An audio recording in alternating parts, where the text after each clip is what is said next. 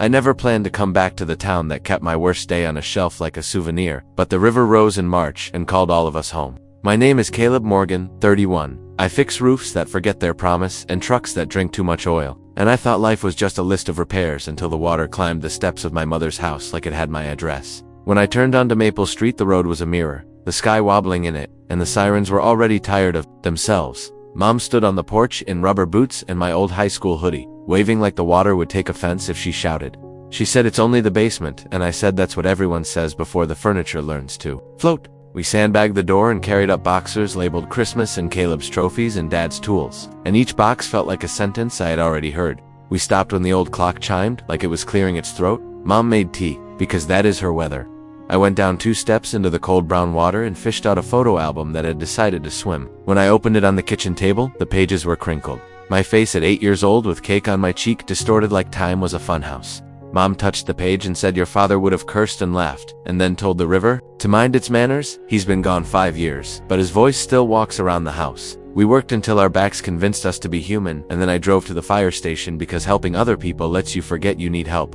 The captain recognized me and said we're short on hands and long on water. Grab a vest. I spent the afternoon knocking on doors that looked surprised to be boats, shepherding old men with stubborn chairs, and kids who wanted to bring all their stuffed animals. Somewhere in that mess, I met her. Not like a movie with strings, just the practical way do people meet when the town is trying not to drown. She stood in the doorway of the library with a flashlight in her teeth and a box in her arms, hair tucked into a baseball cap, rain jacket shining like a small moon. She passed the box to me and said, "Careful, those are the town archives." I said, "I'd try not to rewrite history." She almost smiled and said, "I'm Nora Hale, acting librarian and full-time worrier." I told her I was binding a wet river to a dry town, and she said, "Good, come at 8 tomorrow. We're moving the children's room upstairs before the water gets ideas." That night I slept on the couch at Mom's, the house clicking as it cooled, the river talking to itself. I dreamed of corridors and paper. The next morning, the library smelled like wet cardboard and lemon cleaner.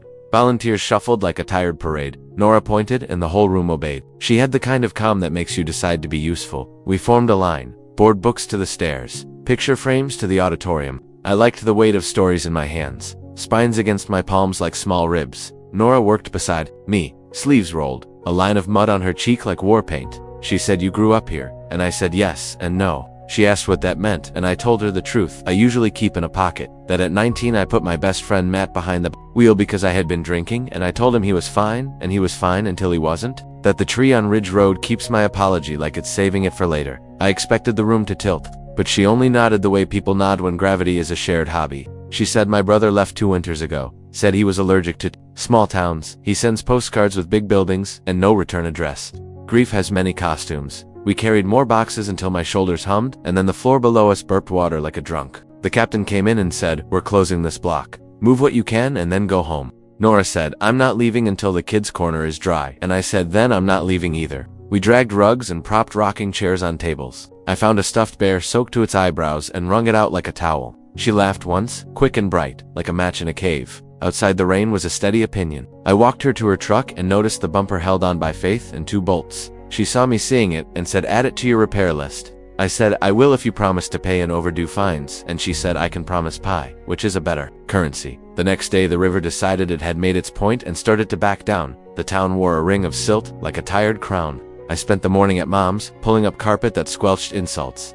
Dad's tool chest had taken a swim, wrenches rusting like apples left in a rain barrel. I cleaned each one with steel wool until the ghosts of his hands came back. After lunch I walked to the library with a thermos and a socket set. Nora was on the steps with a clipboard. She looked up like she had been waiting without telling herself she was. I fixed the bumper while she read names off a volunteer list. People waved like we were part of the scenery that had decided to help when the bumper sat right. She said, "Tell me something true that isn't heavy." I said, "Okay." When I was 10, I thought thunder was the clouds bowling until Dad took me outside and made me listen to how distance changes the sound. She said my grandmother swore the smell before rain was the sky washing its hands. We started trading those small truths whenever the day tried to be bigger than us. She said the first book she ever hid from a teacher was not a scandal, just a field guide to birds, because in school they taught math when the finches were flying. I said I once spent 2 days rebuilding a stranger's porch because he reminded me of a man on a ship in a book, and I wanted him to have a harbor. Sometimes we just worked and said nothing, and that was its own kind of sentence.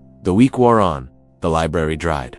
The town took inventory of what it still had and what it would miss out loud. I took 2 roof calls and said I'd get there soon, and meant it. At night I sat on Mom's porch and listened to the river like a metronome for a song I hadn't learned yet.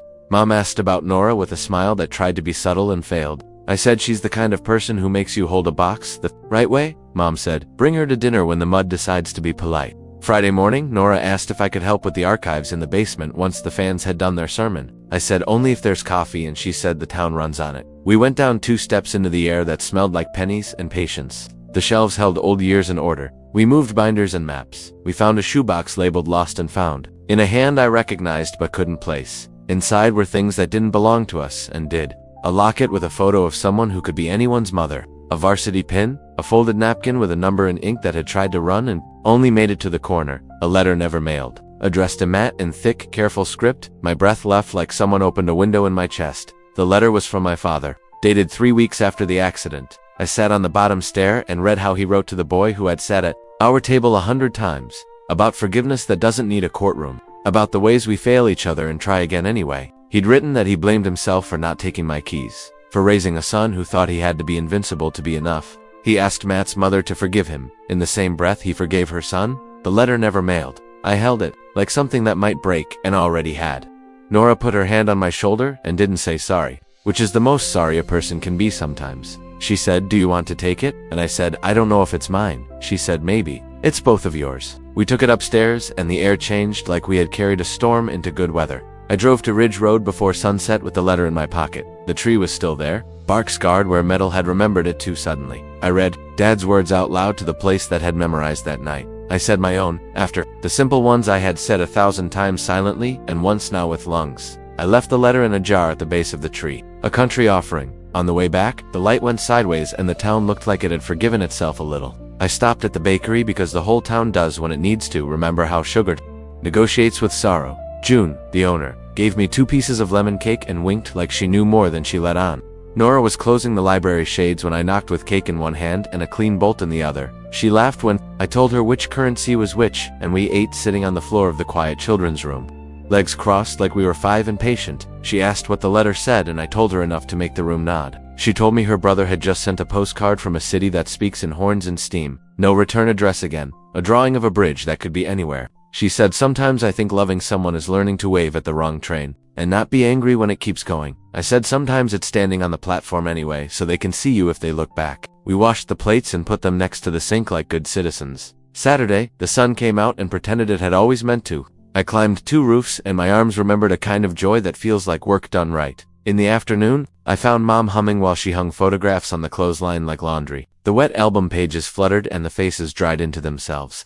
She said your father would like Nora, and I said you say that like you've already decided dinner. She said Wednesday. I said yes, before my nerves could schedule objections. That evening I sat on the tailgate outside the shop and sharpened a chisel until it told the truth. Nora walked up with a box of cast-off paperbacks. She said for your mother's little free library that she's been threatening to start, and I said she already cleaned a birdhouse and declared it municipal.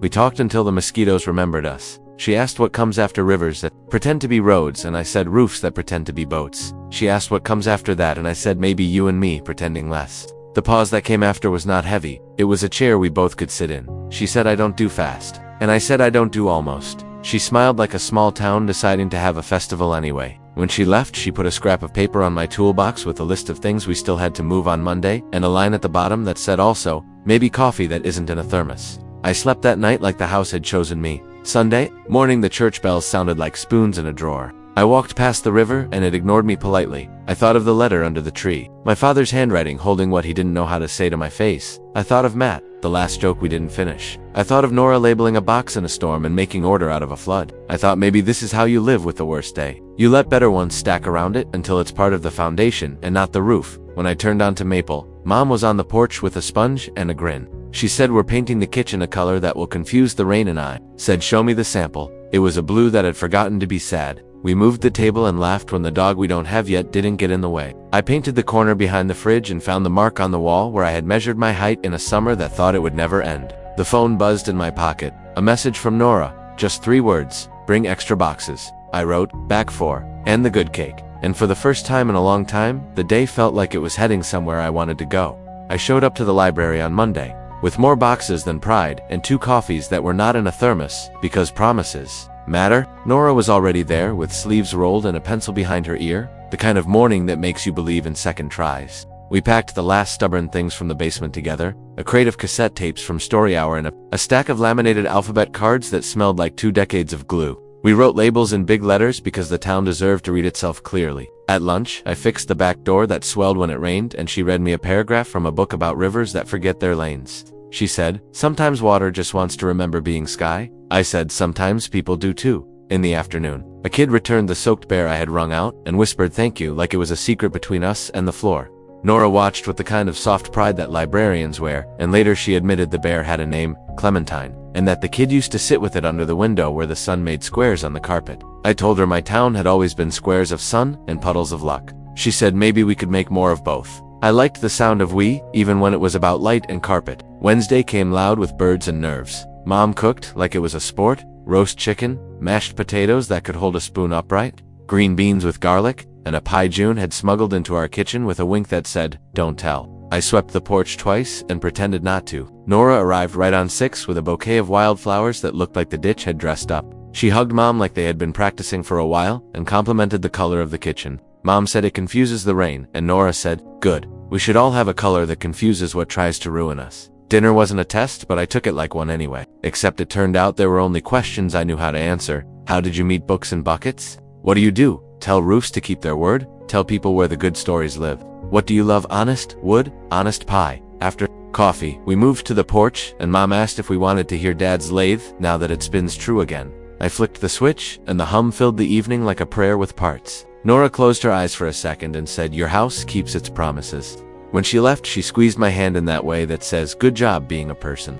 I stood under the porch light after and felt the old ache look for a chair and failed to find one. The next weeks were a rhythm I had not known I wanted. Roofs and books and small errands that add up to a life. I replaced 2 gutters that had developed opinions, tuned a furnace that sighed like a tired dog, learned the names of 3 kids, who visited the library after school to draw dragons with serious faces. I carried a ladder past the bakery enough times that June started leaving a coffee on the sill with Cal scribbled on the lid. At night the river talked less and the crickets more. On Sundays, Mom made pancakes and told me town gossip I hadn't asked for, like how Mr. Alvarez finally proposed at the bowling alley and the lane kept their scorecard as a keepsake, like how Ruth's porch recital now has a sign-up sheet, like how a stray cat adopted the post office and sits on the scale like a stamp with claws. Nora and I did slow things on purpose. A thrift store on the edge of town where every lamp was either haunted or perfect. A drive to the orchard where we picked apples and argued kindly about pies versus crisps. A Saturday where we rebuilt a little free library box from a birdhouse and a hinge that did not want to cooperate. We learned each other's corners,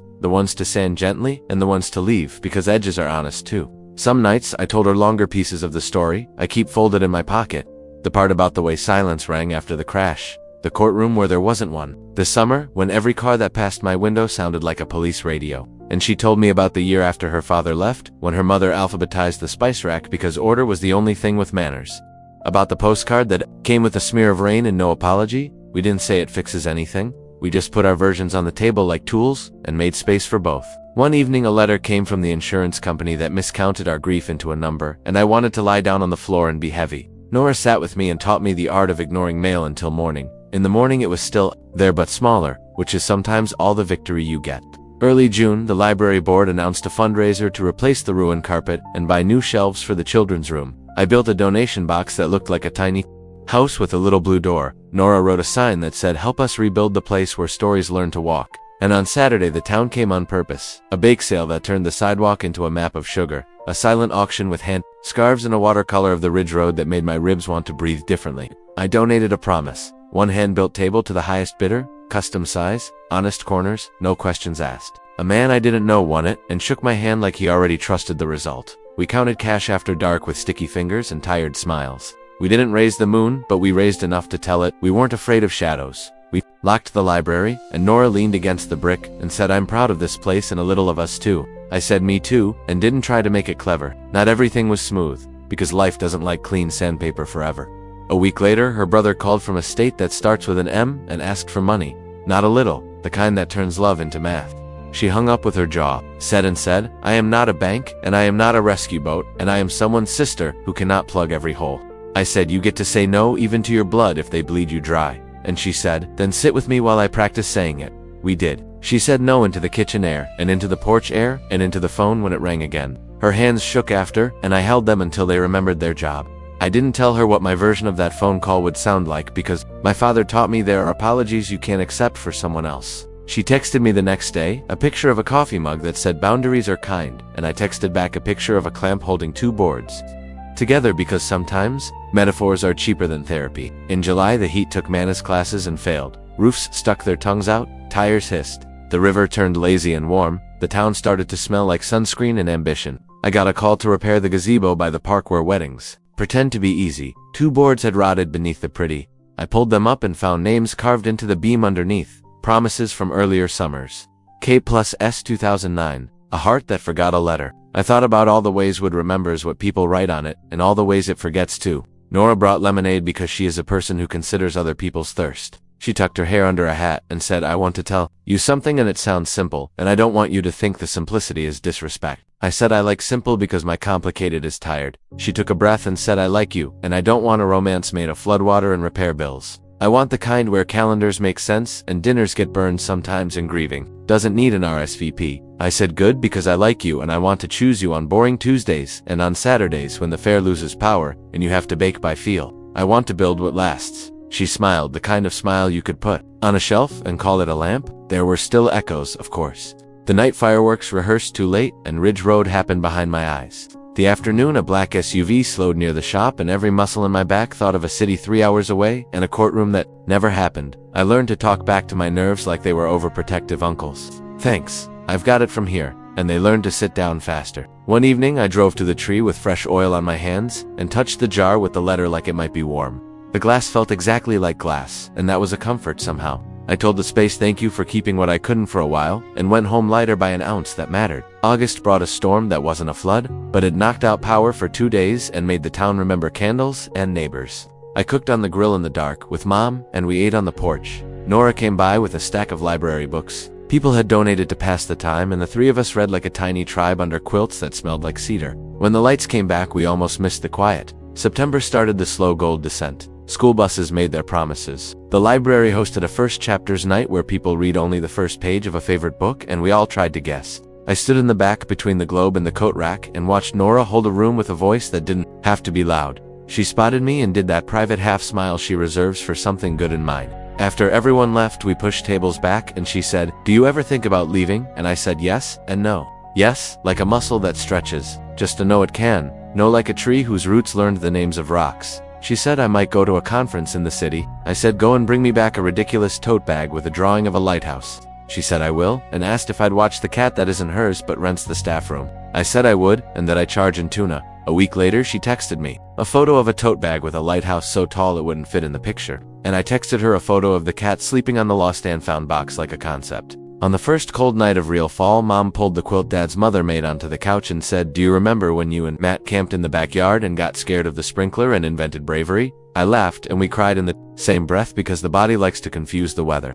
The next morning, I brought Nora to the Ridge Road for sunrise because I wanted the place to have a new chapter that wasn't only apology. We stood where the view makes you quiet and watched light collect in the low places first. She put her hand in mine and didn't say anything, and that was the best kind of sentence. Later, we stopped at the diner, and the waitress poured coffee, like she was in charge of tides. Nora said, "Your town is small and infinite at the same time." I said, "You say that like you want to try both." She said, "I do." October handed us the library's new carpet and shelves, and we installed them with a small army of volunteers. The children's room looked like a promise someone remembered to keep. We had a reopening that smelled like paper and orange slices. A line of kids waiting to touch the new rug with their palms. Nora made a speech that made even the cranky man clap. I hung the tiny house donation box back on its nail, and it looked like it had always been there. A reporter from the county paper took our picture, and I didn't hate the way I looked. Like a man who had been rained on and dried and wasn't trying to lie about either. The night after, we sat on the library steps with our feet on the sidewalk and split a sandwich like teenagers without a curfew. She said, "Do you want to come with me to the city next month? The conference. Just for a weekend. We could walk too much and get lost. And you can point at buildings and say they look like stacks of silver books." I thought about the way sirens used to live under my skin and the way cities ask you to walk faster than your childhood. I thought about saying no because history sometimes pretends to be a map. And then I said yes because maps get redrawn. The weekend arrived with rain in both places. We took the train because I wanted to arrive like a question.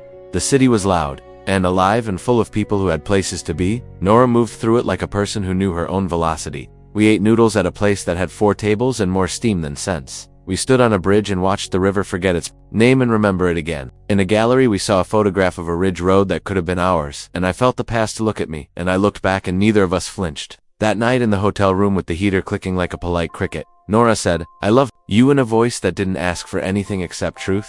I said I love you too, and meant it with the part of me that holds beams up. We didn't kiss like a movie, we kissed like a porch light turning on. When we came home, the town was still itself, and that was a blessing. I finished the auction table and delivered it to the man who'd won. He ran his hand along the edge like it was a sentence he wanted to memorize, and I left with the quiet glow. Only work gives. November gave us one more storm, but the roofs held because I had learned their names, and they had learned mine. At Friendsgiving, Ruth's piano had a new piece of sheet music that a kid annotated with stars.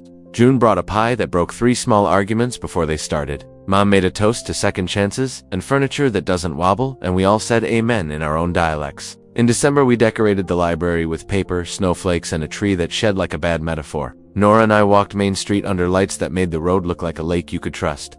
She put her arm through mine and said, "Do you remember the bear?" And I said, "Clementine will outlive us all." I still go to the tree sometimes. Not because it owns me, but because I want to pay rent on the piece I've been given. The jar is still there, cloudy with seasons. The letter still folded like a small boat in glass. I touch it, and then I touch the bark, and then I go home. On New Year's Eve, we sat on the shop steps with 2 mugs and the cat that isn't ours, and listened to the town count down in different houses. We didn't make a list or a vow. We made something smaller and stronger. We promised to keep choosing on days that feel like flood and on days that feel like drying sun. To say no politely and yes bravely. To leave the porch light on for whoever we used to be and whoever we're becoming. When midnight found us, it didn't feel like a finish line. It felt like a hinge that didn't squeak. And in the morning I went to the shop and set a fresh board on the bench, and the grain looked like a topographic map of a place I wanted to learn. I drew my line and breathed and said to the quiet room and to the not so quiet world, "Okay, let's build what holds."